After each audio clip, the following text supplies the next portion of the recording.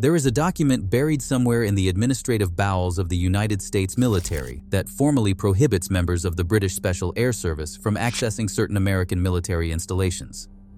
It is real. It was enforced. And the SAS ignored it almost immediately.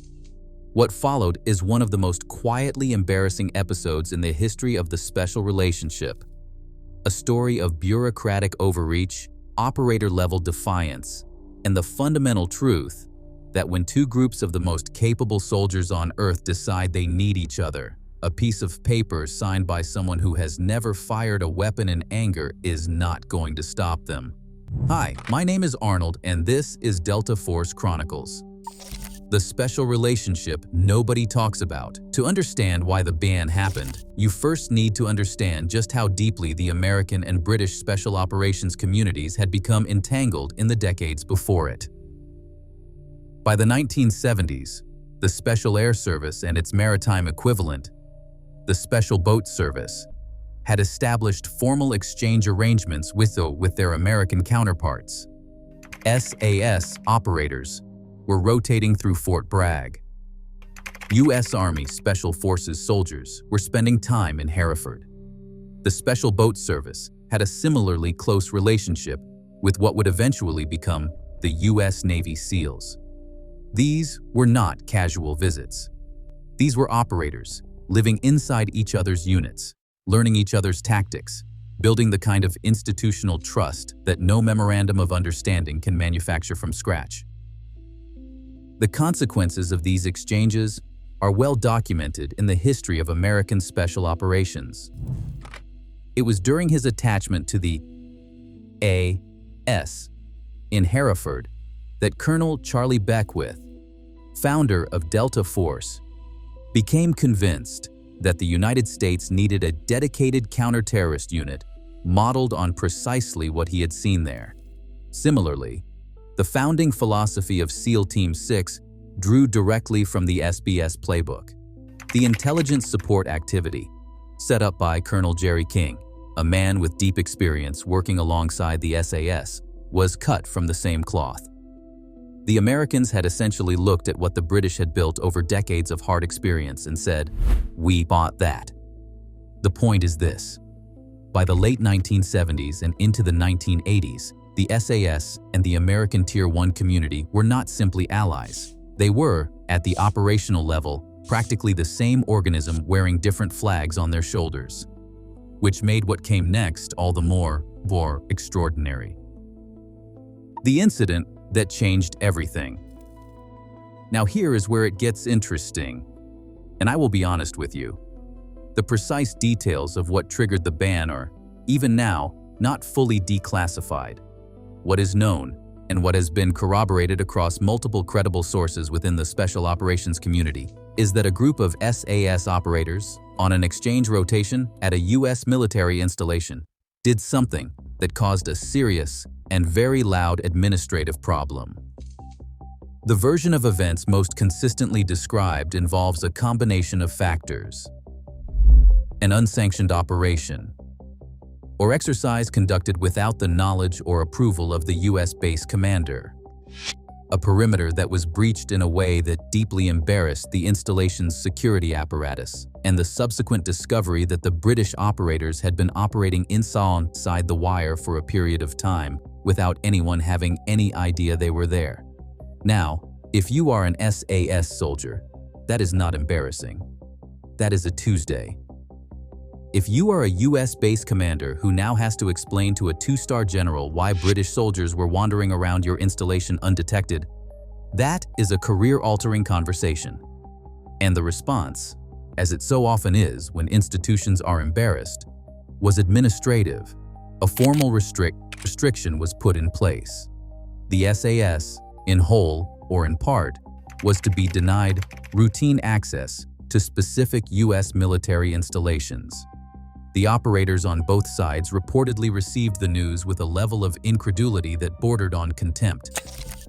Delta Force and the SAS had, by this point, conducted joint training, joint operations, and in certain cases, joint combat. The idea that a bureaucratic directive born out of institutional embarrassment was going to unwind that relationship was, to put it diplomatically, not taken seriously by the people it was intended to affect. The bureaucrats versus the operators. There is a particular kind of absurdity that emerges when military administrators attempt to regulate relationships between special operations units, and it played out here in vivid color. On paper, the ban was real. It was documented. It was communicated through the appropriate channels, and the relevant commands were informed. The administrative machinery had done its job. Problem identified, restriction imposed, situation resolved. Except, of course, the situation was not resolved because the situation had never been administrative in the first place.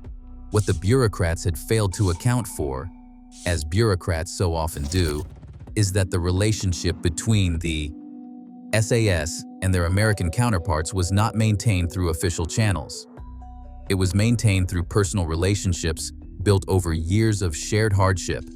Delta Force operators who had trained alongside SAS soldiers did not stop trusting those men because a piece of a paper told them to. SAS squadron commanders who had worked with their American equivalents in Hereford and at Bragg did not suddenly regard those men as strangers.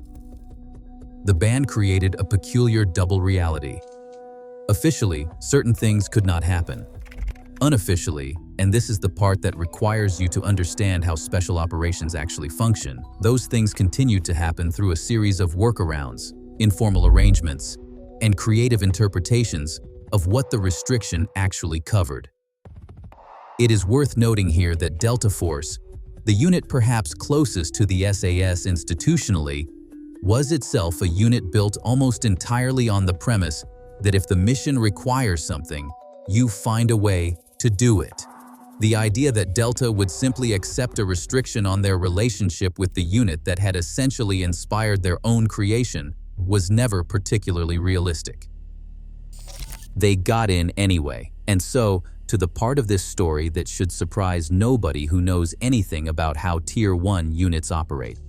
The SAS got in anyway, not once, not occasionally, routinely. The mechanisms by which this happened were, depending on your perspective, either impressive examples of operator ingenuity or a fairly damning indictment of the enforcement capacity of the relevant institutions. In practice, they were both. The most straightforward route involved liaison arrangements. The SAS had, and continues to have, liaison officers embedded within the U.S. Special Operations Command structure. These individuals operate in an official capacity, carry the appropriate credentials, and move through U.S. installations with a degree of freedom that the broader restriction technically did not apply to. The liaison officer arrangement became, in certain cases, a convenient umbrella under which a somewhat broader definition of liaison activity could be conducted. A second route involved third-party routing through multinational exercises and training programs. NATO frameworks, combined special operations task force structures, and a variety of multilateral training programs provided formal contexts within which British and American special operators could work together on or adjacent to U.S. installations without technically violating the letter of the restriction. Whether this honored the spirit of it is a question I will leave to the lawyers, most of whom frankly would not have the clearance to know what they were even being asked about. The third and most audacious route, and the one most consistent with the institutional culture of SAS, was straightforward non-compliance dressed up as plausible deniability. Operators moved, missions got planned, training got conducted. And when the question of authorization arose, the answer was typically some variation of, "We understood this fell within existing arrangements," which, given that the existing arrangements were themselves deliberately vague, was often sufficient. Delta Force, for their part, appear to have done very little to discourage any of this.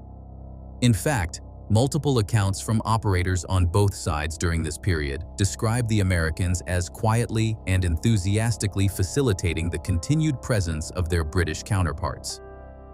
The attitude, broadly paraphrased, was that the restriction was a problem for people whose job was writing restrictions, not for people whose job was executing missions. The validation missions. The real test of any working relationship in special operations is whether it functions under operational conditions. In the Balkans during the 1990s, in Afghanistan from 2001 onwards, and in Iraq from 2003, the SAS and their American counterparts did not simply work alongside each other. They operated as components of integrated task forces, in which the formal question of base access had been rendered entirely academic by the operational necessity of the mission. In the Balkans, joint SAS and Delta operations targeting war criminals, indicted by the International Criminal Tribunal, were conducted under task force arrangements that effectively placed SAS operators within a U.S. commanded and U.S.-based operational structure. The missions required access to U.S. intelligence infrastructure, U.S. logistics, U.S. communications, and in some cases, U.S. installations. The ban, to the extent it still formally existed, was navigated through a combination of task force credentialing and the general principle that when a commander needs a capability, he acquires it. In Afghanistan, the integration went even deeper. By the time of Operation Anaconda in the Shahikot Valley in 2002, the operational environment had produced a de facto fusion of SAS, Delta, and DevGRU capabilities under Joint Special Operations Task Force structures that made the question of which operators were technically authorized to be where almost impossible to meaningfully enforce. Grey Fox, the intelligence support activity operating under that codename at the time, was running alongside British operators in circumstances where the nationalities of the personnel involved were considerably less important than their individual capabilities. Iraq refined this further. The Joint Special Operations Command Task Force structure, established under General Stanley McChrystal, created what was in effect a single operational organism drawing from American, British, and in certain cases Australian special operations capabilities. The SAS's D Squadron and their successors operated from locations and used resources that would have been, under a strict reading of the earlier restriction, entirely off-limits. Nobody appears to have raised this as a problem, because it was not a problem. It was how the mission got done. The ban, in other words, had not been formally rescinded. It had simply been operationally superseded, which, in the world of special operations, amounts to exactly the same thing. When Washington finally looked away, the attacks of September the 11th, 2001, changed the administrative calculus in ways that made the earlier restriction look not just irrelevant, but faintly ridiculous. When the United States found itself committed to a global counterterrorism campaign requiring the most capable human beings on Earth to operate in the most difficult environments imaginable, the question of whether British SAS operators were technically authorized to access certain American military installations was not a question that anyone in a position of operational authority had any interest in revisiting. The mission required the capability. The capability required the partnership. The partnership required access. The paperwork would sort itself out later, which, in Washington, typically means it would be quietly filed somewhere and never discussed again. What this episode reveals, more than anything else, is the permanent and irresolvable tension between the way special operations actually function and the way institutions attempt to manage them. Special operations units operate on trust. They operate on personal relationships forged through shared experience.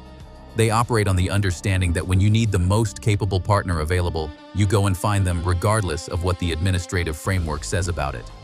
The ban was real. The inconvenience it caused was minimal.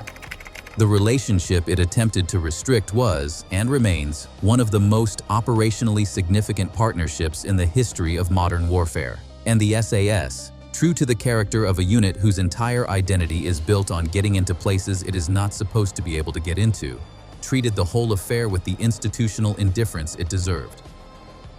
There is a lesson in all of this that extends well beyond the SAS and well beyond any specific restriction on base access.